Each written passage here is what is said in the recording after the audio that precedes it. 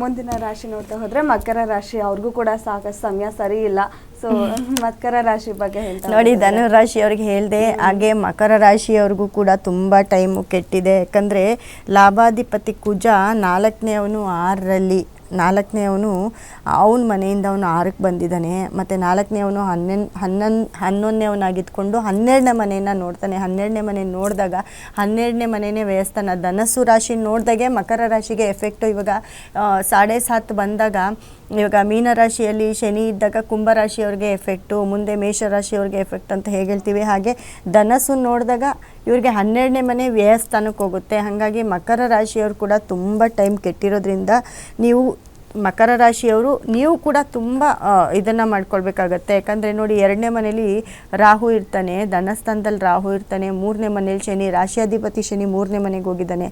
ಹಾಗಾಗಿ ಮಕರ ರಾಶಿಯವರು ಪರಿಹಾರವನ್ನು ಮಾಡ್ಕೊಳ್ಬೇಕು. ಆಲ್ರೆಡಿ ಹೇಳಿದೆ ಮಕರ ರಾಶಿಯವರಿಗೆ ಟೈಮ್ ಚೆನ್ನಾಗಿಲ್ಲ ಅಂತ. ಆದರೆ ಎಲ್ಲೋ ಒಂದು ತಿಂಗಳಲ್ಲಿ ಒಂದು 15 ದಿನ, ಒಂದು 20 ದಿನ ಈ ಟೈಮಲ್ಲಿ ಎಲ್ಲೋ ಒಂದು ಕಡೆ ಟೈಮ್ ಚೆನ್ನಾಗಿದೆ ಅಂತ ಹೇಳಿದೆ. ಆದರೆ ಮತ್ತೆ ನಿಮಗೆ ಟೈಮ್ ಕೆಡ್ತಾಯಿದೆ. ಯಾಕಂದರೆ ಗುರು ಮತ್ತೆ ಬಂದು ವಾಪಸ್ ಹೋಗ್ತಾನೆ. ಆ ಟೈಮಲ್ಲಿ ಕೂಡ ಮಕರ ರಾಶಿಯವರು ಎಲ್ಲೋ ಒಂದು ಕಡೆ ನಿರಾಳವಾಗಿ ಒಂದು ತಿಂಗಳು ಹೆಂಗೋ ಹಂಗೆ ಒಂಚೂರು ಅಡ್ಜಸ್ಟ್ ಆಗುತ್ತೆ. ಆದರೆ ಮಕರ ರಾಶಿಯವ್ರಿಗೂ ಟೈಮ್ ಕೆಟ್ಟಿರೋದ್ರಿಂದ ಖಂಡಿತವಾಗ್ಲೂ ಮಕರ ರಾಶಿಯವರು ಕೂಡ ಪರಿಹಾರ ಮಾಡ್ಕೊಳ್ಬೇಕಾಗುತ್ತೆ. ಮತ್ತು ಮಾತನ್ನು ಕಂಟ್ರೋಲಲ್ಲಿ ಇಟ್ಕೊಳ್ಬೇಕು. ಮಕರ ರಾಶಿಯವರು ಏನೇ ವ್ಯವಹಾರ ಮಾಡ್ತಾಯಿರಿ ಮಕರ ರಾಶಿಯವರು ಕಂಪ್ಲೀಟ್ ಲಾಕ್ ಆಗ್ತೀರಾ. ಧನಸ್ಸು ರಾಶಿಯವರಾಗಿರ್ಬೋದು, ಮಕರ ರಾಶಿಯವರಾಗಿರ್ಬೋದು, ಈ ಒಂದು ಸತಿ ನೀವು ಸಾಲದಲ್ಲಿ ಸಿಕ್ಕಾಕೊಂಡ್ರೆ ಹೊರಗಡೆ ಬರೋಕ್ಕೆ ಸಿಕ್ಕಾಪಟ್ಟೆ ನೀವು ಎಷ್ಟು ಪ್ರಯತ್ನ ಮಾಡಬೇಕು. ಯಾಕಂದರೆ ಇದೇನಾಗುತ್ತೆ ಅಂದರೆ, ನಾವು ಸಂಪಾದನೆ ಮಾಡಿರೋ ದುಡ್ಡಾಗಿರ್ಬೋದು, ಹೆಸರಾಗಿರ್ಬೋದು, ನಮ್ಮ ಕೀರ್ತಿ ಪ್ರತಿಷ್ಠೆ ಏನೇ ಆಗಿರ್ಬೋದು, ಎಲ್ಲೋ ಒಂದು ಟೈಮಲ್ಲಿ ನಾವು ಅದನ್ನು ಕಳ್ಕೊಂಡಾಗ ತುಂಬ ಕಷ್ಟಪಡಬೇಕು ನೀವು ಅದನ್ನು ಮತ್ತೆ ಸಂಪಾದನೆ ಮಾಡೋದಕ್ಕೆ. ಹಾಗಾಗಿ ಮಕರ ರಾಶಿಯವರು ಏನೇ ಆದರೂ ಮಾತಿನ ಮೇಲೆ ನಿಗಾ ಇರಬೇಕು. ಏನೇನೋ ಮಾತಾಡಿ ತುಂಬ ಅದು ಕೂಡ ವೈರಲ್ ಆಗಿ ಸಿಕ್ಕಾಕೊಂಡು ಅತಿ ಹೆಚ್ಚು ನೀವು ಕೂಡ ನೋವು ತಿನ್ನುವಂಥ ಸಂದರ್ಭ ಮಕರ ರಾಶಿಯವ್ರಿಗೆ ಬರುತ್ತೆ. ಹಾಗಾಗಿ ಮಕರ ರಾಶಿಯವರು ಖಂಡಿತವಾಗ್ಲೂ ನೀವು ಕೂಡ ಪರಿಹಾರ ಮಾಡ್ಕೊಳ್ಳಿ. ನೀವು ಯಾವ ಒಂದು ಕೀವರ್ಡ್ನ ನೀವು ಯಾವಾಗಲೂ ಹೇಳ್ಕೊಳ್ಬೇಕು ಅಂದರೆ ನೋಡಿ, ರಾಹು, ಕುಜ, ಬುಧ ಈ 3 ಗ್ರಹಗಳನ್ನ ಅತಿ ಹೆಚ್ಚು ನೀವು ಆರಾಧಿಸಿದ್ರೆ ಖಂಡಿತವಾಗ್ಲೂ ನೀವು ಚಾಂಟ್ ಮಾಡ್ತಾನೆ ಇರಬೇಕು. ಅಂದರೆ ಹೇಳ್ತಾನೆ ಇರಬೇಕು, ಹೇಳ್ಕೊಳ್ತಾನೆ ಇರಬೇಕು, ಬರಿತಾನೆ ಇರಬೇಕು. ಬರೆಯೋಕ್ಕಾದವರು ಬರಿತಾನೆ ಇರಬೇಕು.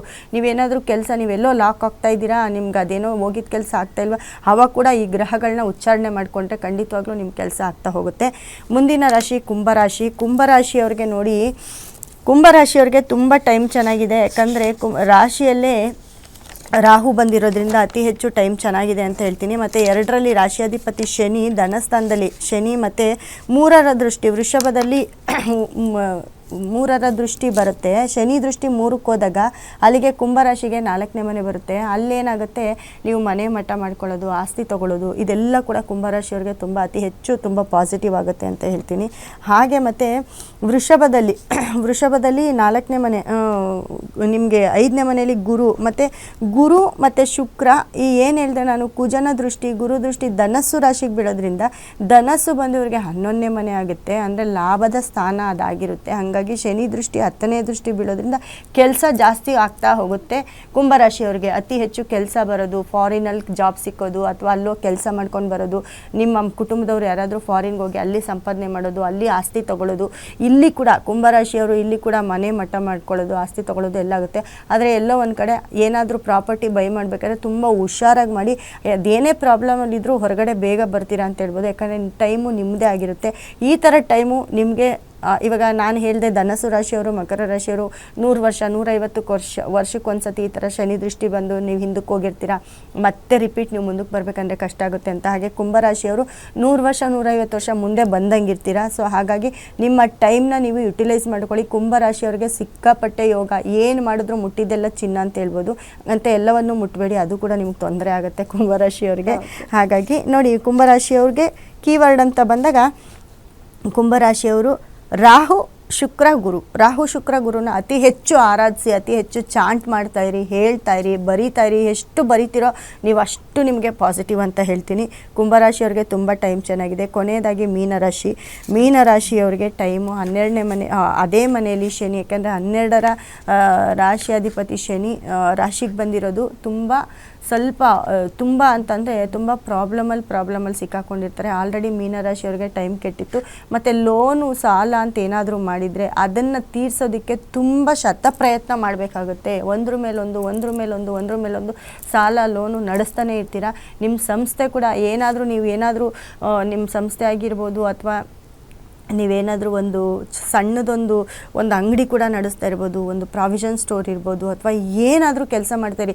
ಅದರಲ್ಲಿ ನೀವು ಯಾವತ್ತೂ ಎಷ್ಟು ಬಂದರೆ ಅಷ್ಟೇ ಅಂದ್ಕೊಂಡಿರಿ. ದಯವಿಟ್ಟು ಸಾಲ ಮಾಡೋಕ್ಕೆ ಹೋಗ್ಬೇಡಿ. ಸಾಲಕ್ಕೆ ಹೋದ್ರಿ ಅಂದರೆ ಮೀನರಾಶಿಯವರು ಲಾಕೇನೆ, ಒಂದ್ರ ಮೇಲೊಂದು ಏಟು ಬೀಳ್ತಾನೆ ಇರುತ್ತೆ. ಹಾಗಾಗಿ ಈ ಟೈಮಲ್ಲಿ ನಿಮಗೆ ಮೀನರಾಶಿಯವರಿಗೆ, ಯಾಕಂದರೆ ಶನಿ ಮತ್ತು ಕುಜ ನೇರ ದೃಷ್ಟಿ ಬಿಡೋದ್ರಿಂದ, ಕುಜನ ದೃಷ್ಟಿ ಶನಿ ದೃಷ್ಟಿ ಒಬ್ರಿಗೊಬ್ರು ನೋಡ್ಕೊಳ್ಳೋದ್ರಿಂದ ಸಿಕ್ಕಾಪಟ್ಟೆ ಪ್ರಾಬ್ಲಮ್ಮು ಮೀನರಾಶಿಯವ್ರಿಗೆ. ಹಾಗಾಗಿ ನಿಮ್ಮ ಪ್ರಾಬ್ಲಮ್ ಸಾಲ್ಟ್ ಆಗಬೇಕಂದ್ರೆ ನೀವು ಕೂಡ ಪರಿಹಾರವನ್ನು ಮಾಡಿಕೊಳ್ಳೇಬೇಕು. ಶನಿ ಟೆಂಪಲ್ಗೆ ಅತಿ ಹೆಚ್ಚು ವಿಸಿಟ್ ಮಾಡಿ ಅಂತ ಹೇಳ್ತೀನಿ. ಹಾಗೆ ನಿಮಗೆ ಸ್ವಿಚ್ ವರ್ಡ್ ಅಂತಂದರೆ ನೋಡಿ, ಶನಿ, ಶುಕ್ರ ಮತ್ತು ಗುರು ಮತ್ತು ಕುಜನನ್ನು ತುಂಬ ಬರ್ಕೊಳ್ತಾ ಇರಿ. 4 ಗ್ರಹಗಳ ಹೆಸರುಗಳನ್ನ ಬರ್ಕೊಳ್ತಾ ಚಾಂಟ್ ಮಾಡ್ತಾಯಿರಿ. ಯಾಕಂದರೆ ಮೀನರಾಶಿಯವ್ರಿಗೆ ಟೈಮ್ ಕೆಟ್ಟಿರೋದ್ರಿಂದ ಎಲ್ಲೋ ಒಂದು ಕಡೆ ಲಾಕ್ ಆಗ್ತೀರಾ. ಮತ್ತು ಶನಿ ದೃಷ್ಟಿ ನೋಡಿ, ನಿಮಗೆ ಇವಾಗ ಸ್ವಲ್ಪ ಈಸಿ ಮಾಡಿಕೊಡೋವಂಥ ಗ್ರಹಗಳು ಯಾವುದೂ ಇಲ್ಲ. ಯಾಕಂದರೆ ಇನ್ನೂ 1 ತಿಂಗಳು 1.5 ತಿಂಗಳು ಗ್ರಹಗಳ ಬದಲಾವಣೆ ಆದಾಗ ಎಲ್ಲೋ ಒಂದು ಕಡೆ ರಿಲೀಫ್ ಅನ್ನಿಸ್ತೀರಾ. ಆದರೆ ನಿಮ್ಮ ರಾಶಿಯಾಧಿಪತಿ ಗುರು 4ನೇ ಮನೆಗೆ ಹೋಗಿರ್ಬೋದು, ಆದರೆ ಶನಿ ಅಲ್ಲೇ ಇರೋದ್ರಿಂದ ಎಲ್ಲೋ ಒಂದು ಕಡೆ ನೀವು ಕೂಡಿಟ್ಟ ಹಣನೂ ಕೂಡ ಕಳ್ಕೊಳ್ತೀರಾ. ಏನೋ ಅದು ಮಾಡಬೇಕು ಇದು ಮಾಡಬೇಕು ಅಂತ. ಮತ್ತು ಯಾವತ್ತೂ ಲಕ್ಸುರಿ ಲೈಫ್ಗೆ ಹೋಗಬೇಡಿ. ಎಷ್ಟಿದೆಯೋ ಅಷ್ಟರಲ್ಲೇ ನೀವು ಸಂಭಾಳಿಸ್ಕೊಳ್ಳಿ ಅಂತ ಹೇಳ್ತೀನಿ ಮೀನರಾಶಿಯವರು. ಯಾಕಂದರೆ ಸಾಲಕ್ಕೆ ಲೋನ್ಗೆ ಹೋದರೆ ಬರೋದು ತುಂಬ ಕಷ್ಟ ಆಗಿರುತ್ತೆ.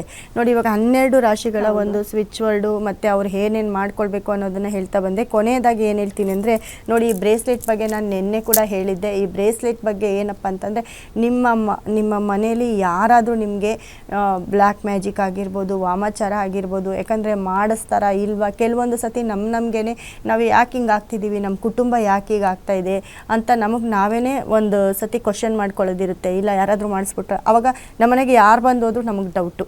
ನಮ್ಮ ಆಪ್ತರು ಬಂದರೂ ಡೌಟು, ನಮ್ಮ ಶತ್ರುಗಳು ಬಂದರೂ ಡೌಟ್ ಆಗಿರ್ತೀವಿ, ಮಿತ್ರಗಳು ಬಂದರೂ ಯಾಕಂದರೆ ನಮ್ಮ ಪರಿಸ್ಥಿತಿ ಆ ರೀತಿ ಆಗಿರುತ್ತೆ. ಇವಾಗ ನೋಡಿ, ರಾಶಿಗಳು ಕೆಟ್ಟಿದ್ದಾವೆ ಅಂತ ಹೇಳಿದಾಗ, ಕೆಟ್ಟಿರೋ ರಾಶಿಗಳವ್ರು ಎಲ್ಲರೂ ಕೂಡ ಇದನ್ನೇ ಅಂದ್ಕೊಳ್ತಾ ಇರ್ತಾರೆ. ಎಲ್ರಿಗೂ ಕೂಡ ಈ ಒಂದು ಬ್ರೇಸ್ಲೆಟು ನಮ್ಮ ಸಂಸ್ಥೆಗೆ ಕರೆ ಮಾಡಿ ತೊಗೊಳ್ಳಿ. ಇದನ್ನು ಹಾಕ್ಕೊಂಡಾಗ ನಿಮಗೆ ಯಾರಾದರೂ ಆ ಥರ ಏನಾದರೂ ಕಣ್ಣು ದೃಷ್ಟಿ ಮಾಡಿದರೆ, ನಿಮ್ಗೆ ಏನಾದರೂ ಆ ಥರ ಬ್ಲ್ಯಾಕ್ ಮ್ಯಾಜಿಕ್ ಮಾಡಿದ್ದಾರೆ ಅನಿಸ್ತಿದ್ರೆ, ಖಂಡಿತವಾಗ್ಲೂ ನಿಮ್ಮ ಬಗ್ಗೆ ಎಲ್ಲಾದರೂ ಇನ್ನೊಂದು ಕಡೆ ಮಾತಾಡಿದರೆ ಅದು ಅವರು ನಿಮ್ಮ ಎದುರುಗಡೆ ಬಂದಾಗ ಕೂಡ ಅವ್ರಿಗೆ ರಿಪೀಟ್ ಆಗುತ್ತೆ. ಮತ್ತು ನಿಮ್ಮ ಒಂದು ನೆಗೆಟಿವ್ ಏನಿರುತ್ತೆ, ನಿಮ್ಗೆ ಆ ಥರ ಏನಾದರೂ ಅನಿಸಿದರೆ ಆ ನೆಗೆಟಿವ್ ಎಲ್ಲನೂ ಇದರಲ್ಲಿ ರಿಮೂವ್ ಆಗುತ್ತೆ ಅಂತ ಹೇಳ್ತೀನಿ. ಹಾಗಾಗಿ ನಮ್ಮ ಸಂಸ್ಥೆ ಕರೆ ಮಾಡಿ ಎಲ್ಲರೂ ಇದನ್ನು ತಗೊಳ್ಳಿ ಅಂತ ಹೇಳ್ತೀನಿ. ಮತ್ತು ಇವತ್ತು 18, 19, 20 ತುಂಬ ಸ್ಪೆಷಲ್ ಡೇ ಅಂತೇಳಿದೆ. ಸೊ ಇವತ್ತು ಮಧ್ಯಾಹ್ನದಿಂದನೇ ಎಲ್ಲ ಕೆಲಸಗಳು, ಎಲ್ಲ ವೀಕ್ಷಕರು 3 ದಿನ ನಿಮ್ಮದೇ ಡೇ ಆಗಿರುತ್ತೆ. ಹಾಗಾಗಿ 3 ದಿನ ನೀವೇನು ಕೆಲಸ ಬೇಕಾದರೂ ಮಾಡ್ಕೊಳ್ಳಿ. ಏನೂ ಇಲ್ಲಾಂದರೆ ಮನೆಗೆ 1 kg ರೇಷನ್ ಅದು ತಂದಿಟ್ಕೊಳ್ಳಿ, ತುಂಬ ಸ್ಪೆಷಲ್ಲು. ಇದು ಕೂಡ ಎಷ್ಟೋ ವರ್ಷಕ್ಕೊಂದ್ಸತಿ ಬರೋವಂಥ ಈ 3 ದಿನನ ಯಾರು ಮಿಸ್ ಮಾಡ್ದಿರಾ ಯುಟಿಲೈಸ್ ಮಾಡ್ಕೊಳ್ಳಿ ಅಂತ ಹೇಳ್ತೀನಿ. 12 ರಾಶಿ ಬಗ್ಗೆ ಹಾಗೆ ಮುಖ್ಯವಾಗಿ ಬ್ರಾಸ್ಲೆಟ್ ಬಗ್ಗೆ ಹೇಳಿದ್ರಿ. ಸೊ ಧನ್ಯವಾದ ಮೇಡಮ್ ಇವತ್ತಿನ ಕಾರ್ಯಕ್ರಮಕ್ಕೆ. ಎಲ್ಲ ಕನ್ನಡದ ಎಲ್ಲ ಕರ್ನಾಟಕದ ಎಲ್ಲ ನನ್ನ ವೀಕ್ಷಕರಿಗೂ ಕೂಡ ನನ್ನ ಧನ್ಯವಾದಗಳನ್ನ ತಿಳಿಸ್ತಾ ಇದ್ದೀನಿ. ಇದಾಗಿತ್ತು ಇವತ್ತಿನ ಶಿವಮಸ್ತು ವಿಶೇಷ ನೇರ ಪ್ರಸಾರ ಕಾರ್ಯಕ್ರಮ. ನೋಡ್ತಾ ಇರಿ ಗ್ಯಾರಂಟಿ ನ್ಯೂಸ್, ಸುದ್ದಿ ಖಚಿತ, ನ್ಯಾಯ ನಿಶ್ಚಿತ.